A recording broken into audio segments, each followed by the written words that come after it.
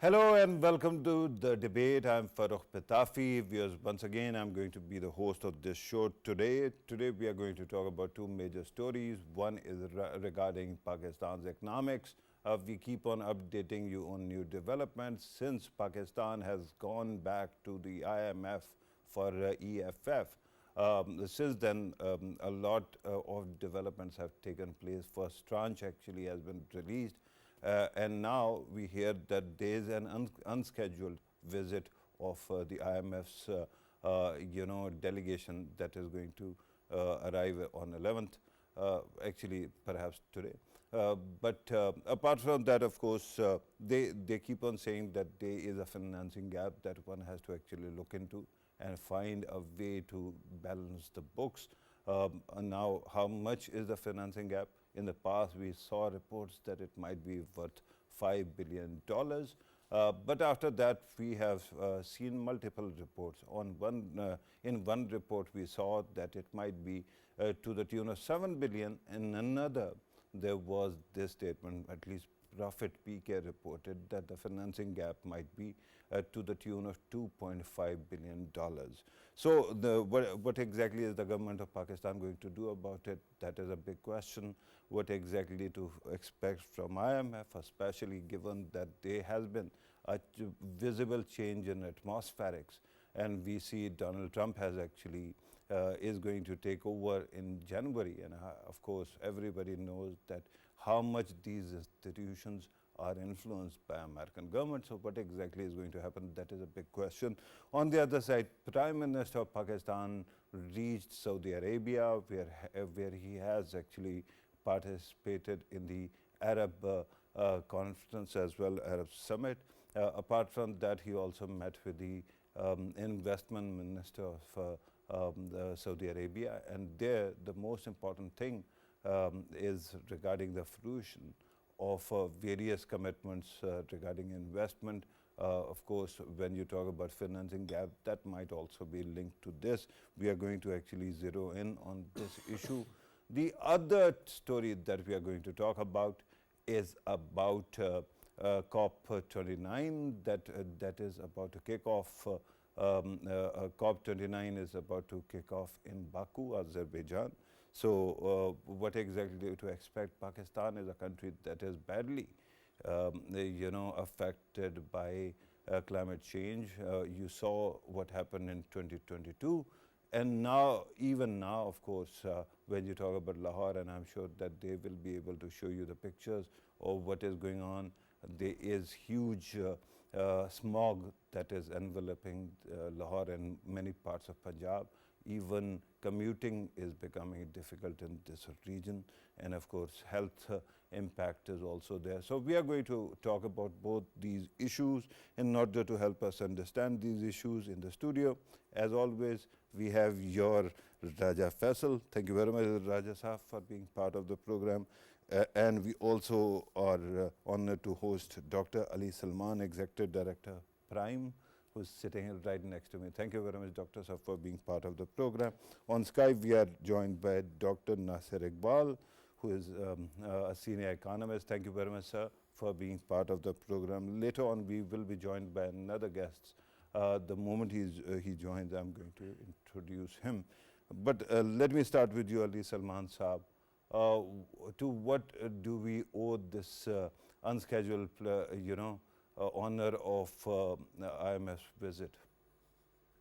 Yes, IMF visit, and IMF team is already in Islamabad, and they will stay here till 15th.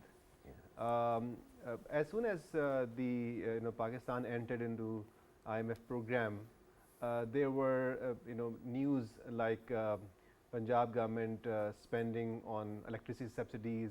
Also, there were news about new PSTP program or projects being negotiated, new infrastructure projects, and there was an early sign that Pakistan has made some commitments in terms of keeping its fiscal deficit to to a narrow margin might not be honored if if an inflow of let's say the first disbursement caused some kind of optimism on part of the government, that will cause some kind of doubt as far as IMF is concerned. Yeah.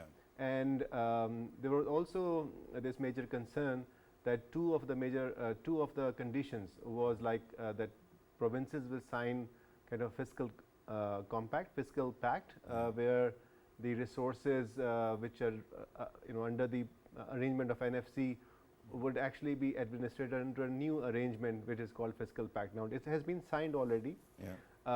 but we don't know the details. And thirdly, because the last 4 or 5 months since the start of the fiscal year, we have been missing the tax collection target. Right. So, and fifthly, I think the privatization program with PIA not getting through has also entered into a sort of a red zone. Yeah. So, this is all the red flags, if you ask me, as far as the IMF program is concerned, and that's why we have an unscheduled visit of IMF team to see where the leakage is, either in terms of spending or revenue collection, which needs to be fixed. Right. And since we know that this is 25th program and there is a lot of micromanagement going on, also on part of IMF in terms of the macroeconomic framework. So they think this kind of visit is there. Yeah. But are you hopeful? So actually, one good news which we have is on the macroeconomic side. Yeah. So you see, our inflation rate has gone down, actually gone down considerably beyond expectations, and that is about now 6%. Now, when you estimate the revenue, you estimate the also an inflation adjustment in the revenue, and a reduction in the revenue might have to do also with a sudden decline in the inflation rate. And so then you're forced to actually think about alternative revenue bases. So I think reduction of inflation and then consequently reduction of discount rate is certainly good news. It has created a window. On one side, it is a good news from a domestic debt point of view, because our liabilities, domestic debt has gone down considerably. As recently, the State Bank governor came out in public and said that a reduction of almost 1.2 trillion rupees would be materialized as a result of this kind, discount rate. Right. So this is creating a space for businesses, for private sector, for reduction in the debt obligations of the government. Right. And that's why I think we need to remain committed to the program.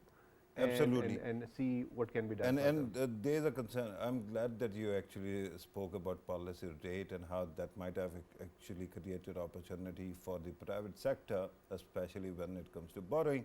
But then we keep on seeing reports also that the government might further raise some debt from the private, from the banking sector, domestic sector. Let me go to Dr. Nasir Iqbal. Dr. Saab, your opening statement regarding the importance of this visit and what to expect. I think I'll continue with what Salman has already said, that there is a two side of this whole scenario. On the one side, I think this visit has a lot of positive.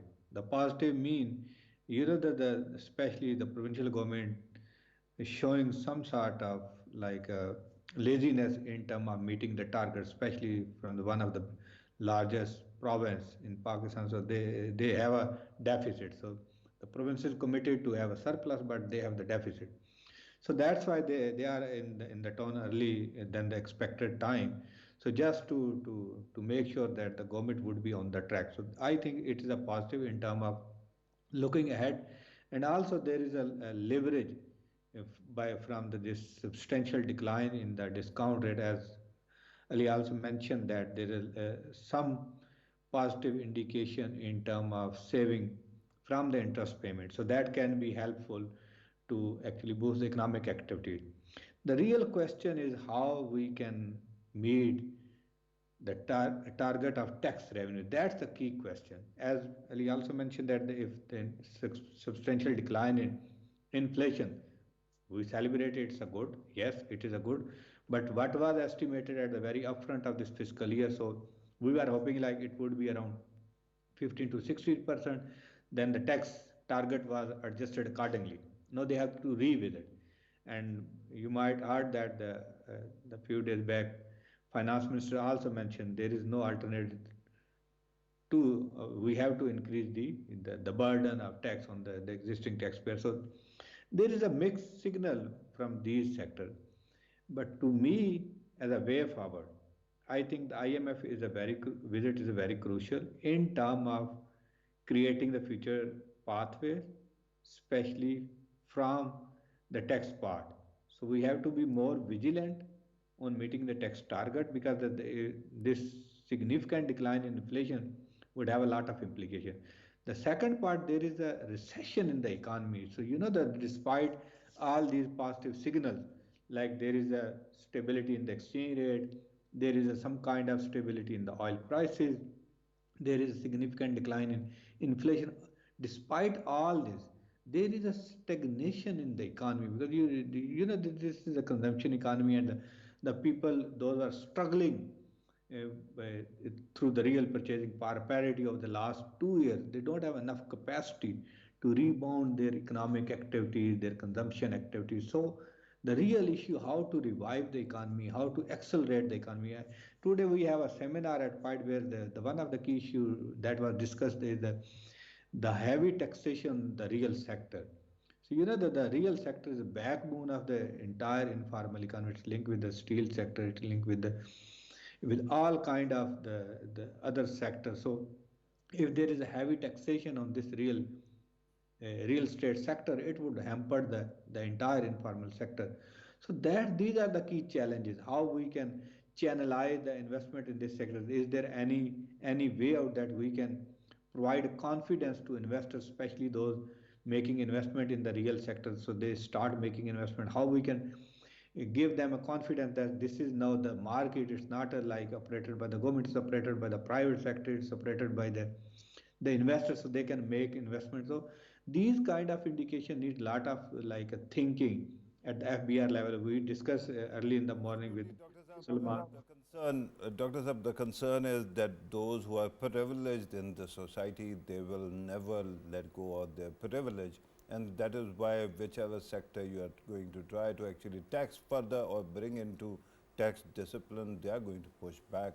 Allow me to actually bring in Raja Faisal also, because Raja Faisal earlier, when we were talking about the importance of this visit, we also heard something that was, I mean, a week ago, it was being said that they are coming to help the government set up a mini budget. It doesn't seem essential. There's a possibility that there might be other concerns like financing gap, and perhaps they can work in tandem with government of Pakistan to ensure that there is enough financing for that gap also.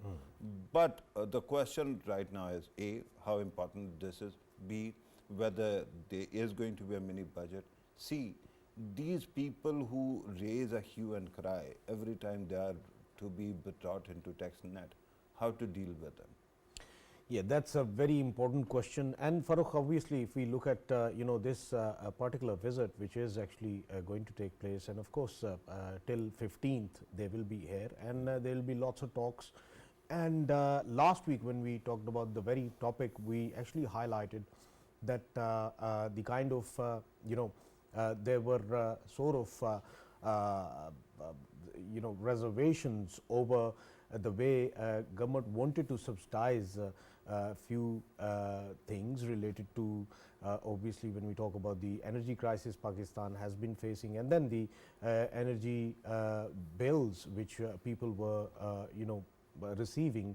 There was a mechanism to of course facilitate people, because if we look at the government itself, government had to make very harsh decisions in recent past, owing to the fact that they wanted to stabilize Pakistan's economy, and Pakistan was struggling to stabilize, and that is why all of these recommendations which were implemented by Pakistan, they were already recommended by IMF in their previous visits. And this time around, of course, we were expecting that there would be further recommendations and further scrutiny of the already implemented policies by be it the central government or be it the provincial governments. As we are seeing that they are coming, there will be lots of things to be talked about. There is a deficit which needs to be covered by Pakistan, and when it comes to that deficit, of course, Pakistan has other ways to, of course, look into as well. As we are Like seeing, what? as we are seeing that Prime Minister of Pakistan, he had a very important meeting with obviously Saudi officials, especially related to the investment sector. Yeah. That is very important. And at the same time, remember, Farooq, we have been highlighting that there is a rescheduling which is due from Pakistan side with at least two of the friendly countries. One is China and the other one is Saudi Arabia, and we are expecting that the sort of that rescheduling is already on the cards, and Pakistan is preparing itself for both of the countries to be obviously debt rescheduling, and that would of course help Pakistan to sustain the pressures over its economy. Rescheduling or rollover? Rollover, of course. Yeah, because rescheduling is or debt reprofiling are very different Yeah, sectors. yeah. Usually every year there is a rollover, right? Yeah. And in that context, of course, when we talk about Pakistan's internal situation, I would fully agree with Ali, and I would fully agree with Nasir Saab as well, when he said that, of course, the targets which were to be achieved in Pakistan of increasing the the tax net, we have been seeing that government after government and year after year, the efforts were being made by almost all of the governments, I must say, but we are still standing where we are talking about, of course, increasing it further. I believe there are there are different ways that can be implemented once more, that are, of course, incentives. In past, we know different governments, they have been taking an initiative of giving incentives to people at large and businesses at large, industries at large, to attract them towards getting into tax net. But still, how many people would be coming under that tax net? Of course, that is another question that we would be highlighting in coming future. But still, there must be a policy that is incentive centric, so that people are getting more attracted towards paying taxes and getting in. Yeah, but this is the problem. Every government that I know, I remember, they kept on coming up with such incentives, and in the end, what happened? Nothing happened. People just laundered their black money, and that was it. Yeah. Let me, with your permission, let me go back to Dr. Ali. Dr. Saab, one thing that Dr. Nasir actually pointed out was this kind of economic disillusionment, lack of growth, or for that matter, recession. What is causing this? And do you think there's any antidote? Because without that kind of economic activity, what we end up doing is we keep on taxing the people who are actually already in the tax net. And then what happens? The only thing is life becomes almost impossible to live for the working class or middle class, but the rich stay out, the poor actually keep getting some kind of solace through certain programs, but in the end, nothing seems to have changed. Yeah, Farooq, you have raised a very important point, that how to achieve economic growth. Yeah. And I would like to relate this economic growth with the point that Raja Faisal was making, is about debt management. Yeah. And those variables are indeed related. You see, because Pakistan is a debt-stressed country, although from a debt to GDP ratio, we are not doing that bad. It's about 71% of GDP. Compared to many economies, developing and developed, this is a decent and affordable and manageable rate. However, when we look at the budget and percentage of revenue, this year more than 60% is going to be spent on debt repayment. And given our federal and the structure, federal government actually takes the burden of debt repayment and also the defense expenditure, leaving very little money to be invested in productivity, in reforms, in even the skills development. Because when you talk about economic growth, of course you need two things. You need public investment to be directed to the right kind of activities, and frankly we do not have that space anymore. And secondly, you would want to see that tax burden being reduced, not increased, as we witness, and finance minister also acknowledged many times since the passage of this budget that government does realize that the tax rates and the tax burden overall has increased. With this kind of tax rates, businesses, new businesses or potentially new investors do not find incentive to invest and to even continue business. And that's why you see the growth. You don't see that growth which you need for the country like Pakistan. So on one hand, we are stressed because of the debt repayment. On the other hand, the high tax rates are killing us. So I think this program, and I recently wrote an article about this, IMF program provides us an opportunity and a window to seriously talk about debt restructuring in a comprehensive manner, not just as a transaction that today we are talking to China, tomorrow we are talking to Saudi Arabia for rollovers. That become part of our negotiation and macroeconomic framework. We should create some space. Sorry to cut you, but we saw some kind of referencing of request to China for reprofiling. So is there a possibility of that? That has been, China has been reprofiling the debt for a long time.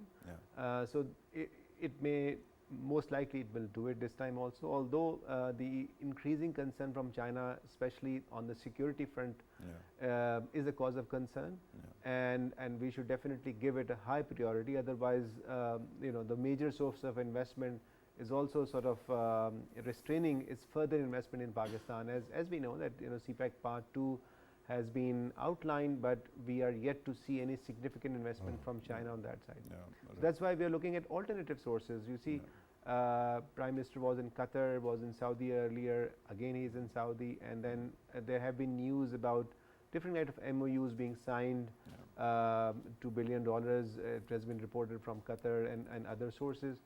So these are the alternative measures which we are seeking, which we definitely should seek, but the key of economic growth lies within Pakistan's own business environment. Why are our own investors are shying away from investing in Pakistan? We have a huge middle class, almost 40% middle class, having about $8,000 to $10,000 per capita. This is much bigger than many countries in the world, and they are ready to spend. But our production, whether in agriculture or industrial or services, is not ready to fulfill the demands which is created by our own economy. That is the way to grow. A question that comes to my mind is, why is it that we keep on complaining, but there seems to be a dearth of imagination when it comes to private sector? But one question, Dr. Nasir, for you, because you actually raised this morale of the economy or inability of investor to invest. One question that comes to my mind is, like, for years, maybe decades, I've been hearing two arguments that were quite interesting. One regarding dollar's valuation, and because during 10 years ago we kept on hearing, because dollar is undervalued and rupees overvalued, because of that our exports actually keep on getting worse. After that we saw virtual free fall of rupee, and after that also we haven't seen that kind of increase in exports. On the other side, this argument that we are taxing too much, whereas it seems that when it comes to retail sector, when it comes to so many other sectors, there is hardly any contribution to the tax system. And yet people keep on saying that tax is too much, that's why we are not going to invest. Pray, explain to me, what exactly is it that is harming our economic recovery? I think I'll take this question in a three parts. First, I just start, but Ali said that the growth is coming from the domestic side. So it's always your domestic economy that push this growth. For that, the external sector, for the current account deficit, government is working very hard through various bilateral and multilateral negotiation. But what about the domestic reforms? Ali slightly highlighted the importance of reform to channelize these domestic resources, the demographic dividend, the youth, and the minerals and other resources.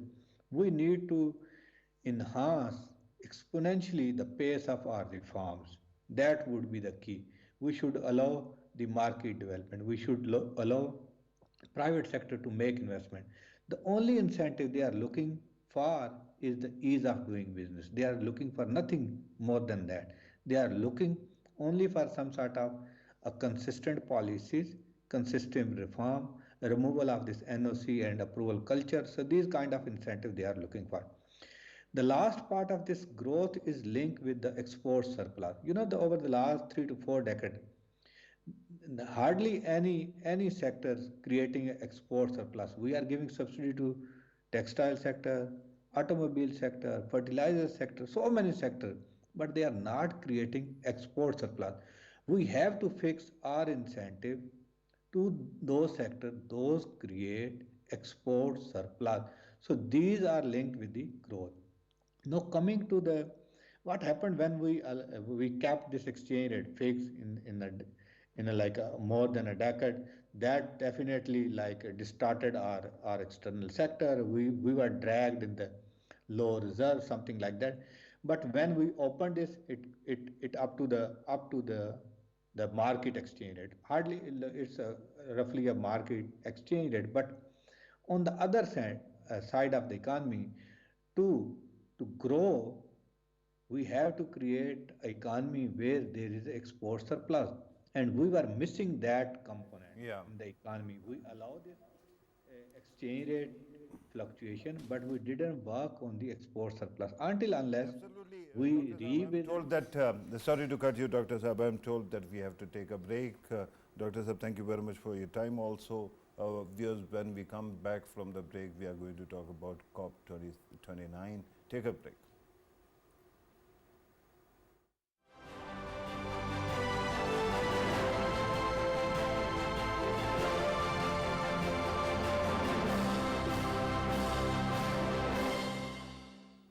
Welcome back to the debate.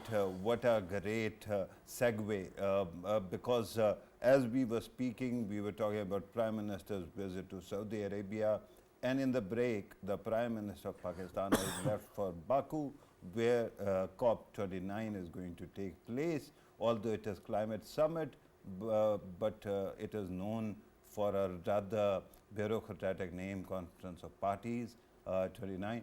But this time it is essentially called, Finance Corp, and that sounds like something that might actually come out of a Hollywood movie, maybe Bollywood also. But it is regarding the financing needs. And if you want to understand what kind of precipice we are on, you have to look no further than the fact that by 2050, what you need is $125 trillion to achieve net zero outcome in the world. And we are nowhere near that. The world has, when it came together, it hasn't mustered pledges more than 6.8 trillion, and even that is a huge, huge success. So we are a long way away from that. Add to this the arrival of Trump era, the Trump 2.0, and we know that last time he was head of America, he was the head of state of America. At that time, America had decided to hand in notice to Paris Climate Conference and the Paris Climate Accord, and they decided to leave. Where does it leave the countries that might be too vulnerable? For example, Pakistan itself. I pointed out at the start of this program that in 2022, the country had devastating biblical proportion floods, and they seem to have actually scarred our memory. That is not all. Every year we also endure smog that usually comes from countries like India. And then, of course, our other, climate challenges are also mounting. Today, somebody actually wrote about, how climate change has transformed Chitral and some parts of Chitral where there used to be huge agricultural economy and now there's none. So we are going to talk about the importance of COP29 also, and we are going to talk about the Prime Minister's visit there too, and Pakistan's demands and what to expect from COP29 in the era of Trump 2.0. So, Dr. Saab, first of all, your take. Do you think that there is going to be any important outcome from this summit? Well, I think I would like to relate this important discussion with again the economy and the finance, and I'd like to mention 2 points here. One is that when Pakistan successfully negotiated the IMF program EFF, it also started negotiation with IMF for a climate finance fund, which is to the tune of $1 billion. Sustainability fund. Sustainable funding, and I think that is an important discussion which government of Pakistan and IMF is having beyond the scope of the current program. Yeah. And that needs actually development of projects, pipeline of projects on part of Pakistan, which can be helpful for sustainable development. There is a recent development also in that respect through the help of the climate change and the green finance. For the first time, Pakistan has successfully secured a funding of $50 million through the NRSP, which is the official partner of the Green Finance Fund, and that fund is now available for Pakistani startup and also the enterprises which are investing in the climate change friendly technologies. So while the COP29 is happening and we will talk about the global commitments and the obligations, I think what we need to do is prepare ourselves for that. We need definitely more spending when it comes to the infrastructure, because a lot of the destruction through the floods, as you mentioned, came through the weaker infrastructure and how and where people are living. So we need to help build that infrastructure. For that, we need definitely resources. Right. We also need more private sector and sustainable projects which can be then funded through these funds. Absolutely, Dr. Saab. Raja Faisal, one turn was skipped because of the break. Now you can have your heart's fill. I'm not going to add to the conclusion. Please go ahead and drive this discussion to conclusion. Yeah, for the seriousness of this COP29 taking place in obviously Baku, President of US, the current president is not coming, Vice President is not coming, and of course everyone knows about what kind of ideas Trump is having about this COP system, and we know that last time around he was the one who has said that he is going to quit. Yeah, he's going to quit, and he's someone who's not interested in it at all. I think it would end up going towards the government to government, G to G projects, or somewhere down the line, if one country wants to, of course, facilitate the other country, they will be doing it in coming future. It's more like, as we are having troubles right now with the smog, same is the case with India as well, and this is more to do with the climate justice. And when it comes to, as you have always pointed out, and you are always right about it, that India is the one that is emitting more carbon into the air rather than Pakistan does. So it means that smog is more to do with India rather than, of course, Pakistan, of course, especially in the cities that are just next to the border. So to me, I think it is more to do with the country to country, and this in the current scenario we can say that there is a climate terrorism terrorism which is being applied by India on Pakistan as well. We know that there have been, there was hydro terrorism in past, in which they were pushing too much water towards Pakistan, causing the floods in Pakistan, and sudden floods. I'm talking about flash floodings, and there was cross-border terrorism on top, and now there is a climate terrorism which is being faced by Pakistan from the Indian side. I think these sort of issues, government to government, they need to be looked after, and they need to be highlighted as well in the forums like COP29. And when it comes to climate justice, I think this is going to be very important. The COP29 is going to be very important, and Prime Minister of Pakistan must highlight about the climate justice, especially in terms of financing in Pakistan. Of course, there are many avenues that can be financed in countries like Pakistan and the third world countries all over the world, which are, of course, facing troubles in terms of bringing in the tech transfers. And if them tech transfers can be made easier to get in a country like Pakistan and the third world countries of the world, then I think it would be a very positive impact on the climate. That positive note, as I promised, I'm not going to add anything more to the discussion. This was today's discussion. Thank you very much for watching. See you tomorrow.